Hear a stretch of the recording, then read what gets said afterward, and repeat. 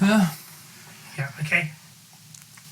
Hi, I'm Landscaper, and this is the Wannabe Composer series. I'm doing a little special today as I am meeting with the director of an upcoming show called The Sweet Science of Bruising. There you are.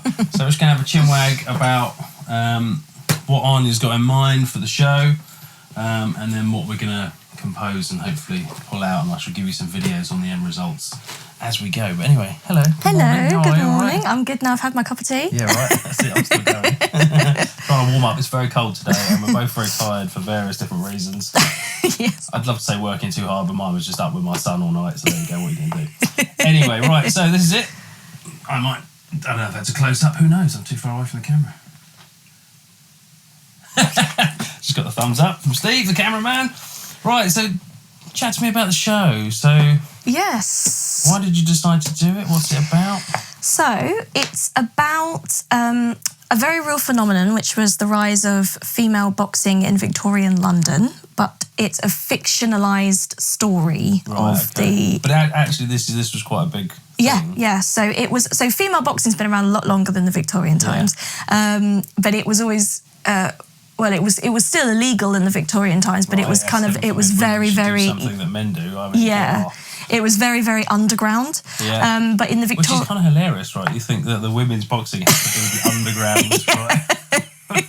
But that was it was seen as very salacious and risky, and so people would kind of it would happen. Doesn't look like she's got her ankles out though. No. I mean, they didn't. When I've actually looked at the historical costumes, to be fair, actually, they had boots similar to actually what modern boxing boot shoes are, but they did wear the big bustled skirts and the tops because at most you would get a bloomer set, which was the most kind of practical, I guess, of them. And there's even pictures of the women in heels, doing. Really? That's impressive in itself. Very impressive. So they. It always existed, but it was very underground. And in the Victorian times, people started to photograph the female boxers. They started to get nicknames. They started to be fight posters about them, and they started to fight in actual boxing rings. Usually when the law wasn't looking. So that was a very real thing. And I think at this time in the boxing era, in the Victorian era, boxing started to be seen as a bit more of a serious sport in general. Okay.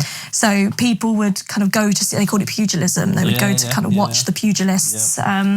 And so it was a very real phenomenon. And I think what she's done is she's used real women that existed as the influence, but she's created a story about 4 fictional women, and called Violet, Mattie, Anna and Polly.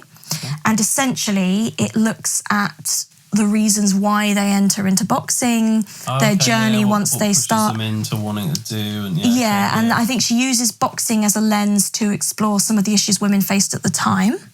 And then there's some calls to how that reflects today. Right, okay, yes, the similarities in today's society versus... Yes, so it's all written in a very modern way. But one thing that I've noticed as well is it's almost written a bit in the format of like a Victorian melodrama. Okay.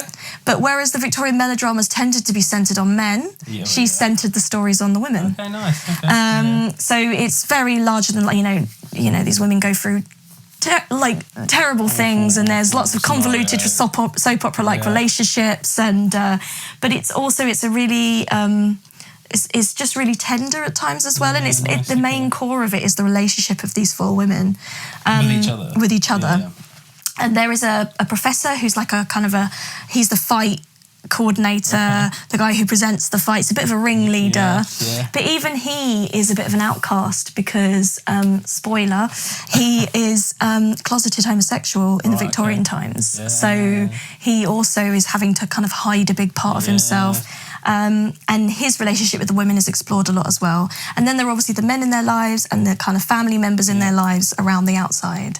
So yeah, that's what the story's about. And the reason I was drawn to it, so I was actually given the script by a friend to read, and it's first of all, it's really exciting. There's so much like fight choreo in it and physical movement sequences.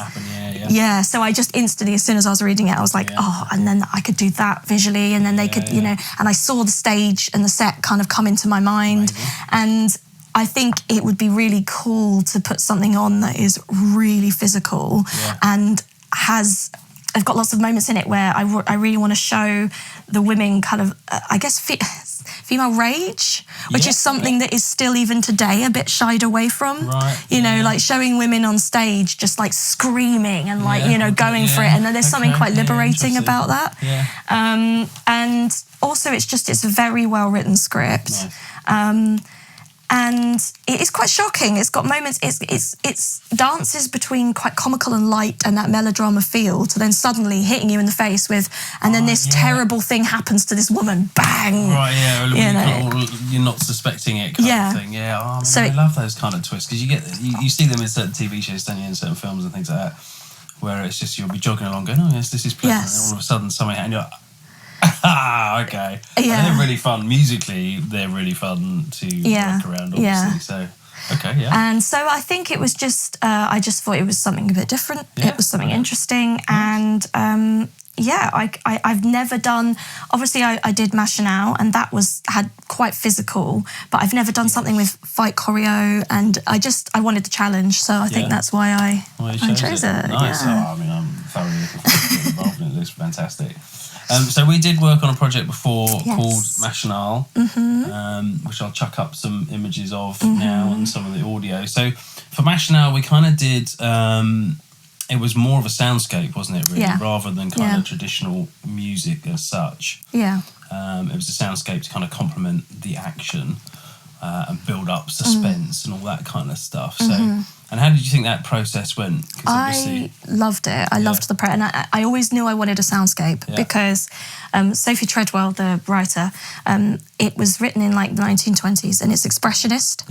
So the whole thing about it was everything was taking an emotion or a thought and then kind of putting it into its most heightened form.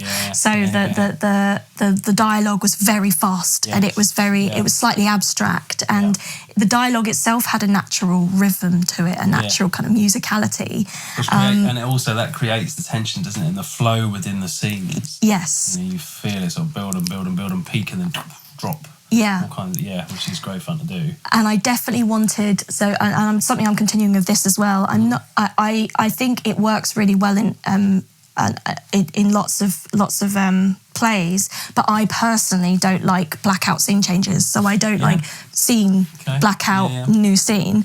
I like to try and do stuff with scene changes. So with Machinal, you know, we actually had plays within a play for the scene changes and sequences. It makes it a little more fluid sometimes. And the music was a big part of that because it continued, like one scene's soundscape transitioned into the scene change. Like we had sirens which turned into like a jazz hi-hat, and we had the ocean which turned into, I think if I remember it was I know it was a few years ago, but we had things like Screaming Baby that, you know, and turned into an ocean, clocks ticking, and so because I was thinking about some of this with this is that actually are we going to use kind of standard you would associate with boxing sound effects, so ding ding, you know, you've got the bells and various things like that, or punch bags and that kind of stuff.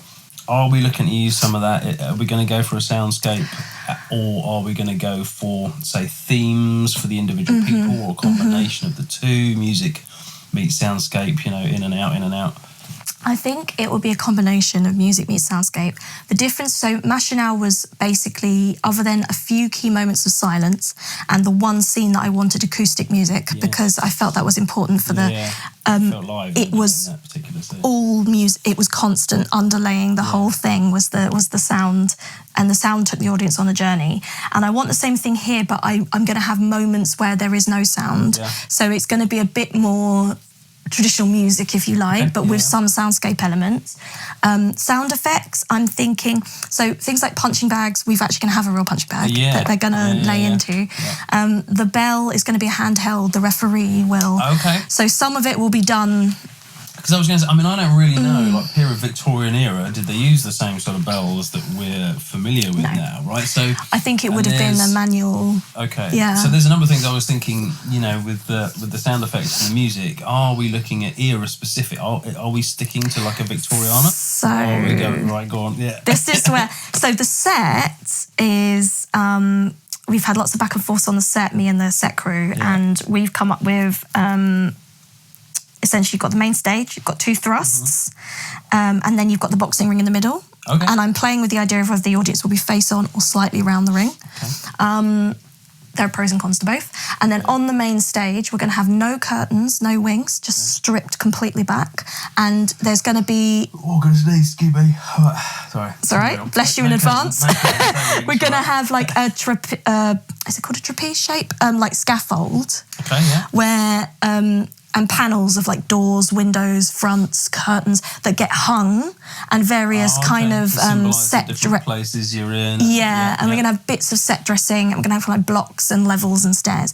So it's got like a Victoriana feel, but it's deconstructed. Yes. Okay. So quite minimalist. Yeah, and gonna dress up using a basic scaffold, and there's gonna be some, you know, like obviously it's a hanging window, it's not attached to anything, so there's an element of it kind of almost being stripped back. So once we decided on that, I thought, you know what, I'd love to play with that in the costumes and the music. Okay, yeah. So is that are you doing that for sort of keep it bleak or keep the focus on the action, or it's just a style like you like, or? So I think it was a combination of lots of things. One was the play moves, each scene moves really quickly between each other, and it moves location very quickly. Right, and so I want long-winded set changes would and from the big clunky set. I did kind of my original design was like a really complex big set where bits pulled out and kind of put back together, and you know there were realistic shop fronts. And then I thought actually there was something about it that made the women and the actors on stage seem small. Yeah.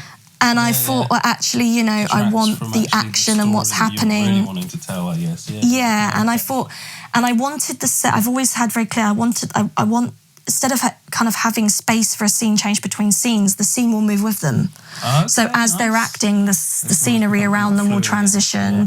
So I wanted it to be something that wouldn't distract from what's going on. Yeah. So there was some technical kind of, you know, elements. That's tricky, isn't it, right? As soon as someone, you know, a set crew walks on stage or whatever, you know, you're going to have that, I suppose, unless you're engrossed enough in the action. And I would assume that after a short while, the audience would just, you know, you would get used to they would adjust. The style that you're watching, I would say. But I want the actors to do as much of the changes as possible as well. And so I think one element of it was the practical side, and the other element of it is once we looked at this deconstructed kind of set, some things came to mind. One, then the boxing ring is the centre focus, because that's the most intricate kind of front-facing thing. And secondly, it kind of played into really nicely, I think, the way that the script feels, in that, as I said, it's written with a cadence of like a Victorian melodrama, but it's very modern language. It's got those kind of modern moments of like in your face shock, you know. And they, even though it's referencing Victorian boxing, they've got like elements of quite modern things in there. So for example, when he introduces the women, although it doesn't say it in the stage directions, I can't help but envision like a boxing walk-on, you know? Right. And so that's what we're used to seeing now. Exactly. And I think, and right at the end, they very directly reference that it's a fight that's ongoing, like basically in the dialogue. So I think when I actually looked at the script, I thought the whole kind of deconstructing it, stripping it back, having it reference Victoriana period, but also be quite timeless, works. So I'm thinking with the music and the costume, having elements of that in there. So I think definitely I want to keep most of it looking at like Victorian period instruments, Victorian period music, but have elements that come in that are modern, or with the whole deconstruction thing, where the music kind of falls apart, comes out of sync, comes out of time. You could have the instruments slowly, breaking down or whatever at different specific points. Yeah. To fit the action and what's going on. Yeah. Okay. So, and I think maybe as it kind of some of the fights as well. We can try things and see if it works, but I'm wondering, do we bring in a little bit of electric instrument, a little bit of a modern drum, like just things that we can play with? Yeah, because also when you're doing stuff for an audience of now, there is an element of, unless you are going to watch a specific period drama that is set there, sounds like there, looks like there, all that sort of thing, you can kind of have some fun with it. So, what was the Roman one? This is going to bug me. I remembered this earlier and I can't think of it now. It's got the guy from The Office who plays... Stephen Merchant? No, Mackenzie Crook is in it. Britannia. Okay. I don't know if you guys seen Britannia? I haven't seen Britannia. Right, fair enough. Well, anyway, it's set in, Britain with the Romans are invading, but it's all 60s rock and roll. Is the music score, right? Oh, interesting. And it works really well. Yeah. So there are certain things where it's like we're not going for a period drama, so you can choose something else. But anyway, for this, definitely. And I mean, I'm bringing stuff in, like one of the fight sequences is going to be done using tableaus. So the lights come up, they're in still frame. The lights come up, they're in still frame. And some of those tableaus, I'm going to reference modern boxing iconic images. So Muhammad Ali standing over Frazier, And so and have those, a Tyson picture, and have those references. The one where he bites the guy's ear off. No, not that one. But have the women posing in these traditionally very masculine, iconic boxing pictures. Hoping people pick up. And hoping they do. I mean, we might not have many people who are interested in boxing, I won't but Rocky theme in. I don't think the Rocky theme. That might be a bit too on the nose. Yeah, a bit too obvious. But I think using Victoriana instruments with maybe some small moments of some electric or some modern coming in, and then playing with traditional Victorian music like waltzes and other things I've been listening to a lot is carnival music, Victorian carnival music, with the chimes because I think especially for the professor character who's the kind of the ringmaster who coordinates. So this was something I was going to say. You want specific themes for specific characters, so I think it'd be really nice to have the four main characters have their obvious.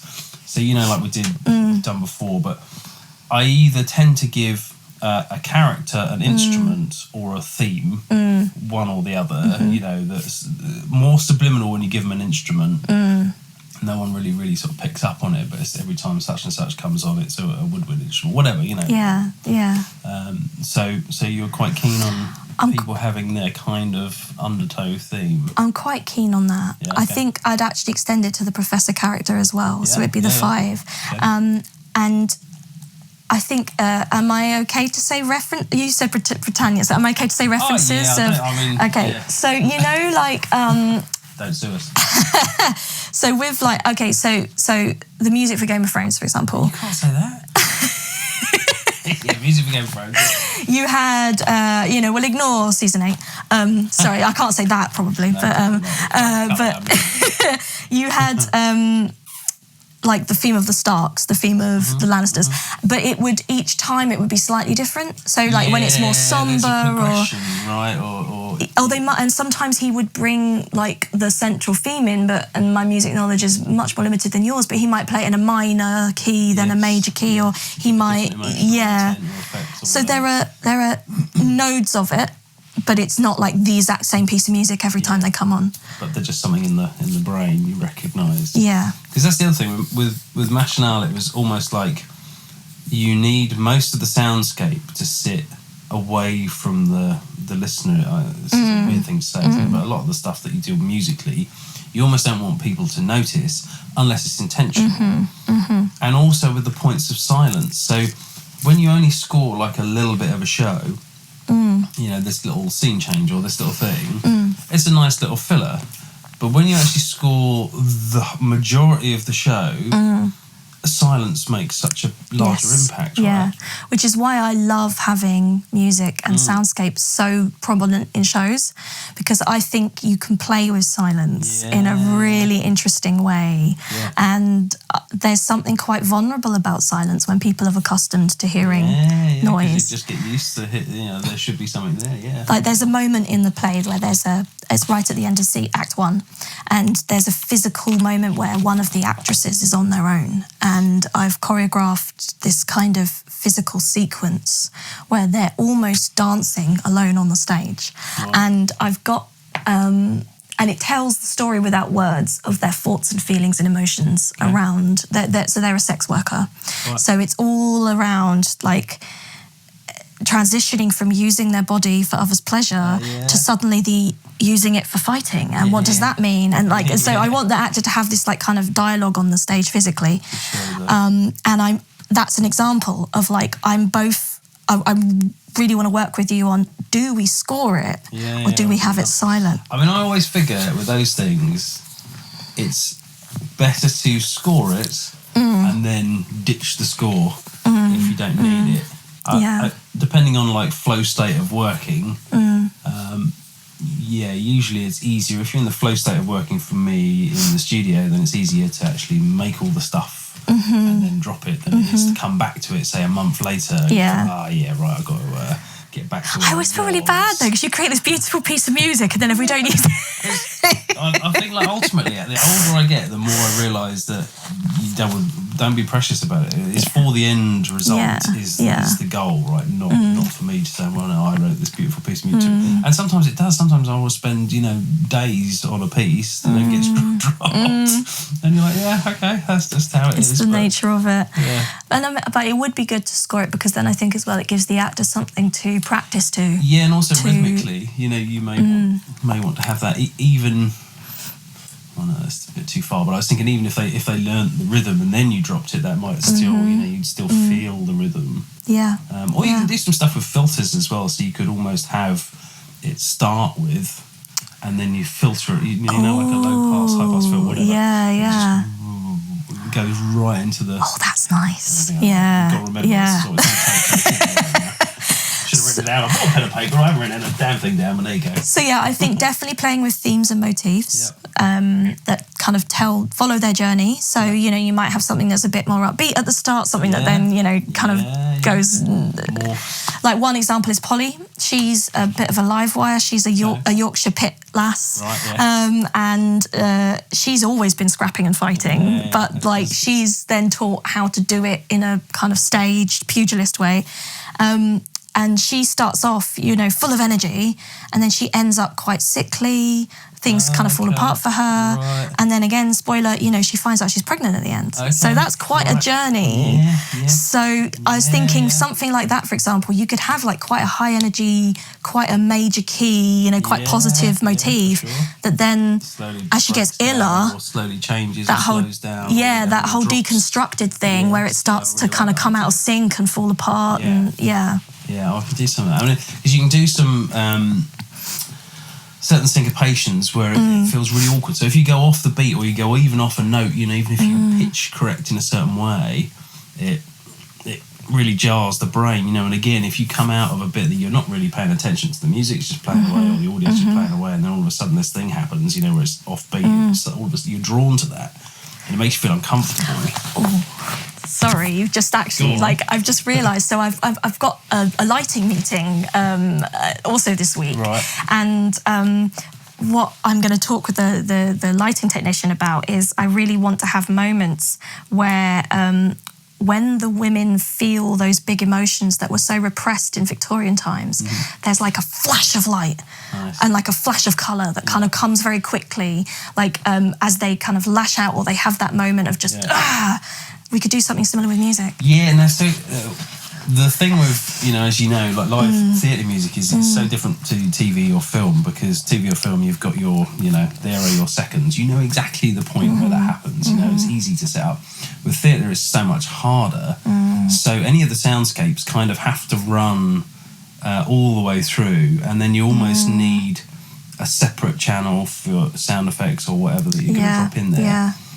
So that it can be, trigger points but they have to work together, which is always a bit of a challenge. But then, you know, we did the same thing for Mash Now. Exactly I remember, right. So I remember it was a chat. You know, the amount of times that you came along to rehearsals and you would watch, and the whole thing that you had planned was like 3 minutes out of sync. And then as the actors got more and more confident, you would add those extra 3 minutes, and then you'd come back, and then you'd have to cut them again. You know, and it was. I remember the process. It's almost like I've now learned, having done it for so long, I've now learned that I'm like, I'm going to put a question mark by that, because I think it probably will work in a way. Next time. It doesn't quite now. And then it's always nice, I think what we did as a solution in Mash Now, which is something that is to kind of do again, is I think you always left a few extra, because live theatre, things can go wrong, you know, and then you just had ways of transitioning and fading into the next thing if the time wasn't used up, which I think worked really well, because it gave the actors some breathing room as well. Like, they're not having to be on the beat for everything the whole time, you know. Which is another sort of stress you don't really want to add to another. You don't really want them to have to think about that bit of it unless it's specific. So yeah, nice. Yeah, I have other ideas as well. Like so the same the sex worker character Matilda. She ends up taking over kind of from the professor and running fights. Okay. So I was thinking, if there's a way of if the professor's going to have that kind of carnival feel, is there a way of bringing some elements of that in for Matilda? So I think there's lots we can do. Crossing the two together, I like that. With the storytelling of the play. And there will be some sound effects, like crowds during the fights and things. Victorian sirens for like police arriving and things like that. So there will be some elements. Playing with nature sounds, so like just the sound. Because again, something else we did in Mash Now I thought was really effective. Sometimes when the soundscape would cut out and you just have the waves, or you just have the wind. I felt that worked really well. So.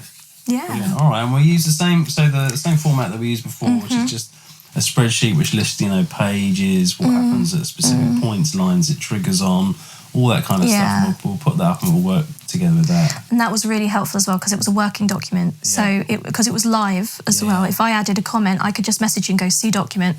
You could see it, you could write back. And it was a really good way of, so happy to do that again. Excellent. Excited to work with you again. Wicked, looking forward to it. All right, thank you, Anna. Appreciate it. Thank you. That is the sweet science of bruising, which we will be working through in the upcoming weeks. Thank you very much. Thank you. Was that all right? That's great, yeah. Very good. Very good. I literally pulled out all of my art student brain of like, right, how do I justify? Okay, right, what's that? It's very convincing. I like it.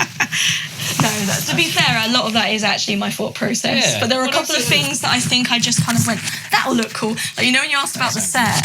Yes. It was mainly due to time constraints that they brought it right back.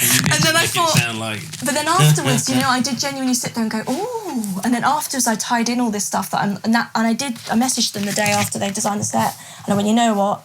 Thanks everyone, I'm really excited. I'm going to use it in the music and the costume. So there was a thought process there, but it was a post-applied rather than pre-planned. It's that classic thing. You start off with, I wish we had big budget, amazing actors, amazing sound. Thank you. I mean, the actors are going to hate me because I'm going to make them do a lot of very uncomfortable stuff. Like...